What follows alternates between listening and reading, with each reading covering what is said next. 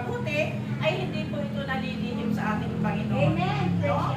Kaya sabi nga, kung ano daw ang ginagawa nating mabuti sa ating kapwa, ay ginagawa natin sa ating Panginoon. Amen. So kung yun palang mga salita na yan ang itatanim natin sa ating puso, eh talagang mas madali na tayong makaiwas sa pagsagawa ng masama. No? Kasi alam natin, sa kapwa natin, eh, noong araw, pag ako sabi nga, pag nag-pray tayo, kadalasan pamilya lang natin pinag-pray natin. O mga tayo, sarili natin, puro gano'n lang, pamilya. Pero ngayon, hindi na taga-Pilipinas lang ang pinag-pray natin. Ang sinasama na natin sa prayer natin, pati mga ibang bansa na. Kasi mga tao rin sila. Mahal din sila ng ating Panginoon. Hindi na tayo ngayon namimili kung sinong ipagdadasal natin. Kawawa po sila kasi sila talaga yung mas usap. Kailangan din natin. Kaya lang sila po yung mga talagang walang maaasahan na. Kundi ang ating Panginoon lang. Pero karamihan, sabi niya sa mga ibang bansa, hindi talaga nila kilala ang ating Panginoon. So yung iba naman, ay hindi talaga nila kilala. Kaya tayo yung pag-asa ng Diyos. No, kaya nga tayo tinawag niya.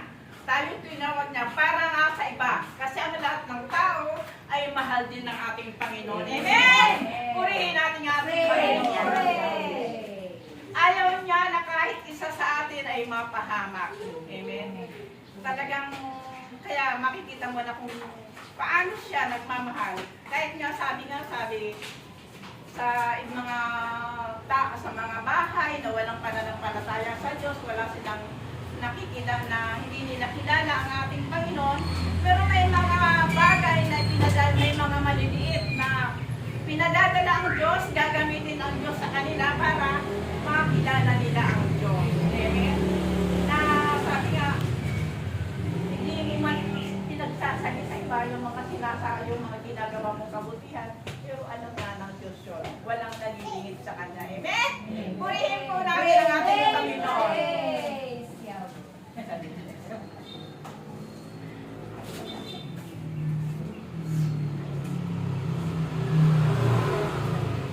ang lahat ng ginagawang mabuti sa inyong kapwa ay ginagawa ninyo sa buhay.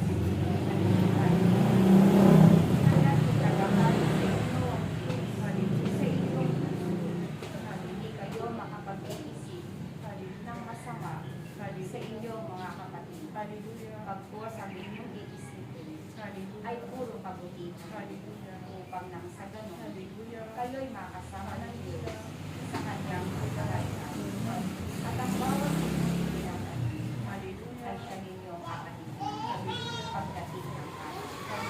Kaya ang gawain ito na patuloy ninyo ginagampanan ang inyong tungkulin na anuman ang iniyakang ng Diyos sa inyong mga balita ay patuloy ninyong gampanan. Patuloy ninyong gampanan sa pagpag-ibig na kayo, pagpapalain, hindi lamang dito, kundi hanggang kalangitan na naghahari ang Diyos magmakailan. Habang tayo ay patuloy na naglilingkod sa ating Panginoon, patuloy din na nagpapakita ang Diyos, no? Na kaya niyang ibigay yung lahat ng ating pangangailangan. Lalo tayong nagkakaroon ng kaalaman, no? Na lumalawak yung ating kaalaman, yung ating pananampalataya sa Diyos ay lumalaki. Sabi nga ngayon, mas madali na sa atin makaiwas sa mga masasamang pananalita, pag-iisip ng masama sa kapwa. Hindi maiiwasan, talagang sumasabit talaga yun. Siguro kahit makakapag-isip ka ng hindi mabuti. Pero alam ka agad, andyan ang Holy Spirit, pinapaalala ka agad sa atin. Masama lang sinabi mo, ay sorry. So, hindi man nila alam, sorry na lang sa Panginoon. Kaya nga tayo, wala tayong marapatang humatol sa iba. No? Kasi hindi natin alam, nagsusuri na pala niyang lihim. Di ba? Nakapag-auli na siya, kung hatol ka ng hatol, di ka ngayon na nabulit. Ikaw ngayon ang nahulog. Saka na. No? Hindi ka natin sa kapwa mo na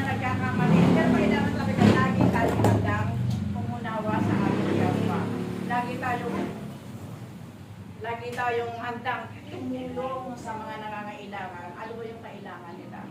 Katulad ng hindi lang naman pera, di ba? Kasi hindi lang naman pera ang kailangan natin itulong. Kahit natin sa kanila yung tama. Yung advice, di ba?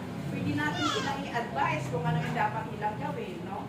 Na nagkakaroon sila ng kaliwanagan, no? Na tayo, habang tayo yung parang tayo yung nagiging ilaw sa kanila. Amen. So, paano tayo magiging ilaw sa kanila kung mismo tayo ay madilim pa rin? Diba? Number one na dapat na magliwanag tayo sa ating mga sarili para maliwanagan din yung ating kapwa. Amen? Purihin po natin ang ating Panginoon.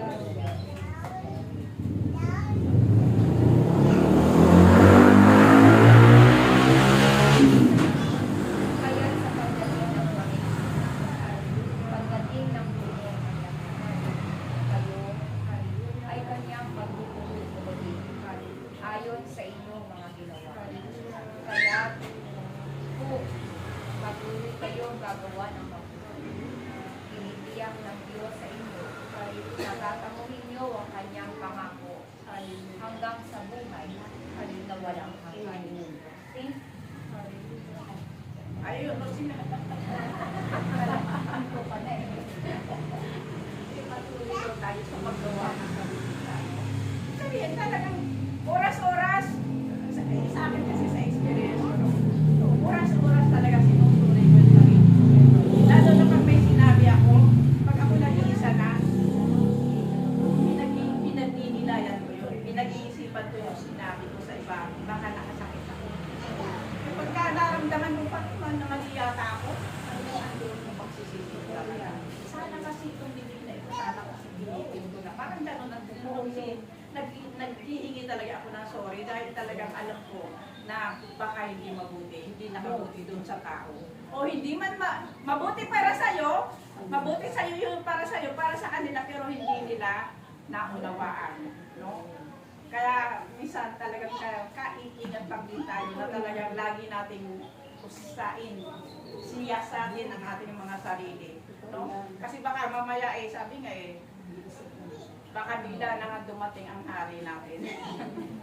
Lalo na kung may mga sama-sama ng loob. Mga sama-sama ng loob. Agad-agad, pinapalayas ka agad dyan. Hindi na dapat yung mga sama-sama natin ng loob, hindi na dapat yan na itatanim sa ating puso. Alisin na agad dyan. Yung mga inggit, lalo na po yung mga inggit, katulad ni Herodes. Di ba? Inggit. Ano nangyari sa kanya? Ano mo yung pasyon? Ngayon ko lang naiintindihan yung pasyon. Pag uunawain natin yung pasyon, napakaganda pala ng mga sinasabi. Di ba? Kasi ano nangyari sa kanya? Napahamak siya. Dahil sa naingit siya sa akin. Pero Diyos ko, nakakapangilabot yung sinasabi sa pasyon kanina, yung mga bata na pinapatay. Ilang libo ba yun? Napakadaming bata na pinungutan nila na po dahil lang kay Jesus. Si Jesus, kasi alam nila na si Jesus ang talagang tunay na hari. Ano? Sila mga piping hari. Diba? Sabi nila, amen? Purihin po natin ang ating Panginoon. Yun, sabi ng ating Panginoon, patuloy lang ang paggawa natin ng mabuti. Yung mga nakikita natin sa sarili natin, ng mga pagkukulang pa natin, so sikapin natin na iwaksi na yan. Iwaksi na lahat yan. No? Kung mga kataasan pa sa atin, so limutin na talaga natin yan dahil ayaw ng Panginoon yan. Lalo na sa mga anak niya. Hindi na tayo nag-iisip ng masama. Pag napapalit ka ng masama, kasi kaganda.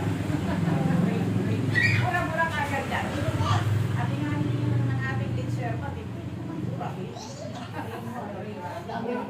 Burahin mo kaganda sa pangalan ni Jesus. Amen!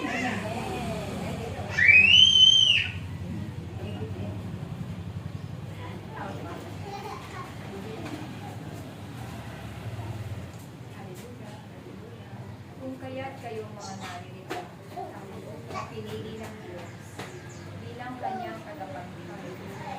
naway mated na